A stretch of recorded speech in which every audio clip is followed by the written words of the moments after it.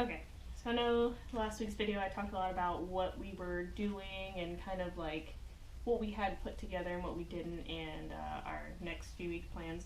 But I don't think I talked a lot about what our end goal is. So right now it's really, we're going for a drift car, obviously, in case you didn't notice. We're doing a rear wheel drive, shooting for about 350 to 400 horsepower. We are going to boost it. And the only thing we're kind of not really screwed, but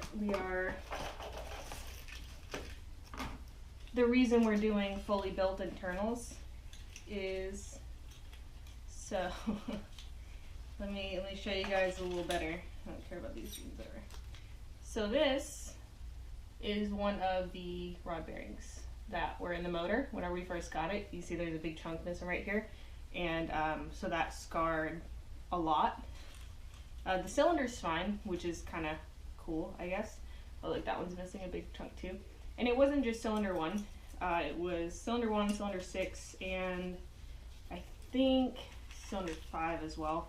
Either way, these are all the rod bearings. This one looks good, this one looks good, and pretty much the rest of them have at least a little bit of an issue here. So what we think happened was, the water pump, let me find it, there's a water pump.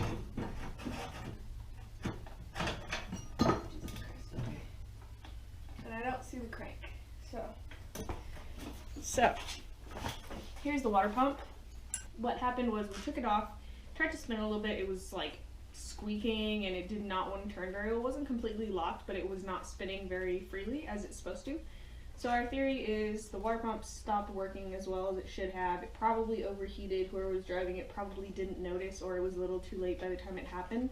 Oil thinned out, spun a rod bearing, and then it looks, let me see if I have the crank. I think we sent the crank off, but the crank was awful. Okay, no, it's not gonna do it, but you can see the water, or the coolant kind of was just sitting in there for a while. And it's not like, it doesn't spin very free. Like usually when you do that, it kind of like spins on its own for a little bit, but spider webs in the water pump, that's always a good sign. Water pump seized up and caused major havoc. So yeah. So I couldn't find the crank, but I did find the head gasket, and it doesn't, like I don't see anywhere specifically like where there's a crack or anything like that.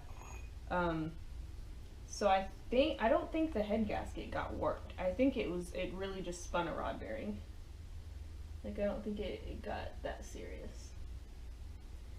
But, anywho, yeah. So we're gonna do, I don't know if we're doing a head spacer or rods, like the longer rods or whatever from that other motor. I don't know. There's been so many different ideas that okay, let's do this. Okay, wait, we can't do that because of this or that, or it's just kind of been back and forth for like a few weeks now. But yeah, I just kind of want to show you guys in depth what we were working with. Again, I can't find the crank to show you how bad it was, but it was pretty rough. It was pretty rough. I think the only thing we have left to really work out is the steering. Everything else we have a decent idea of how it's gonna go. I mean, the rear subframe, diff, and everything, there's only some, like, you just put it in. Like, it's, the width is the same exact, pretty much. Like, I think it's like ½ inch off total, so 1/4 inch on each side from where my hatchback is. I'm pretty sure that diff is directly center. Like, I don't know why they would put it off center, but pretty sure it's center. So from there, we just need to build the tunnel in the interior. And as well as, I think that's it.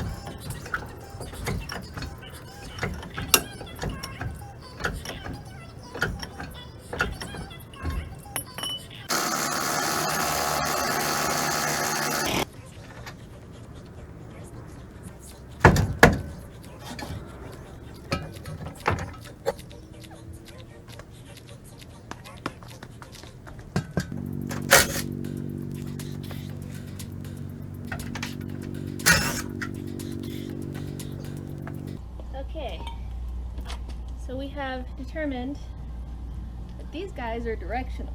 I didn't know that. So in order to get this off, I had to like mount the top, not this. I had to mount it onto my arms right there, and so I gotta smack this with a hammer really hard. So yeah.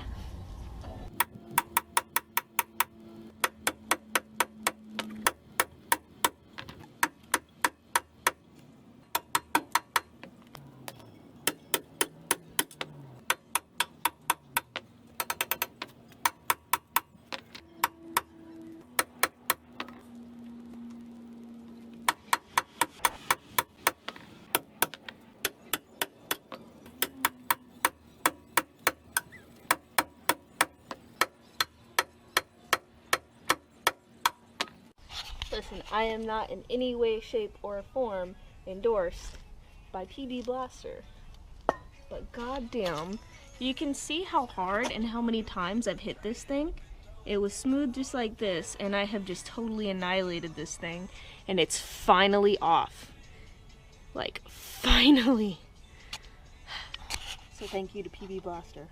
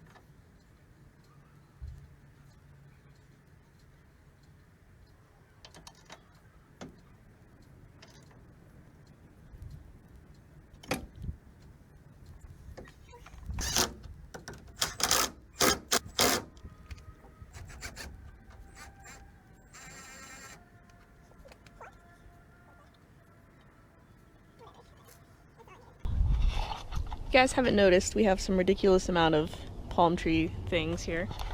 And the realization that we are not a real shop, we are a 1 to maybe 5.5 man deal is kind of sucks. But you gotta do what you gotta do, so I'm gonna go ahead and cut down some of these things. I'm also not a palm tree trimmer, so I don't know how I'm supposed to do this, but I'm just gonna go for it. So yeah, because this little workspace here is not cool. But yeah, just wanted to share that with you guys. When you're a shade tree mechanic, the tree sometimes gets in your way.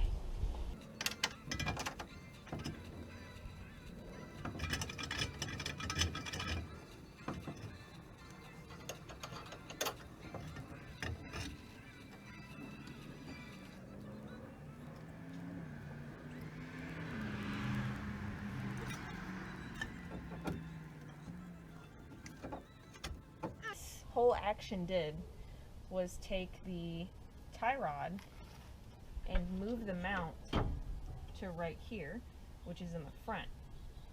Now that little bit, probably like a foot from here to here, is going to do a lot as far as where we can mount the rack and pinion and everything, because again there's a joint in there from the steering wheel, goes down, and then it has these little gear things, and they come out, and on this side is this, your tie rod. On the other side you have the same thing. Whenever you turn your wheel right, it goes right, left goes left. So now what we need to do is get the whole deal forward. Now, from what I understand, there's an RX-7 like the way their steering works is it's on the front of the frame. So I might have to end up doing that if this doesn't work. But it looks like it's going to be about right here. So that gives us a lot of wiggle room.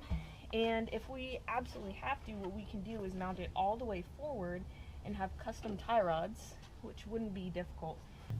Like I said, might have to put it on the front, like way further forward, and then I don't know how that would work though.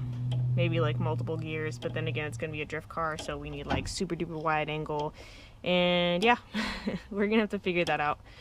But for right now, it works. Our original theory works, it fits. So I'm not tightening up any bolts or anything right now, so we're just gonna leave this here and let everyone know that it works. And get new brake lines anyway, because we're gonna do some pretty beefy brakes, since these brakes are made for about 80 horsepower, and when you do the B swap, you're supposed to put big ones anyway.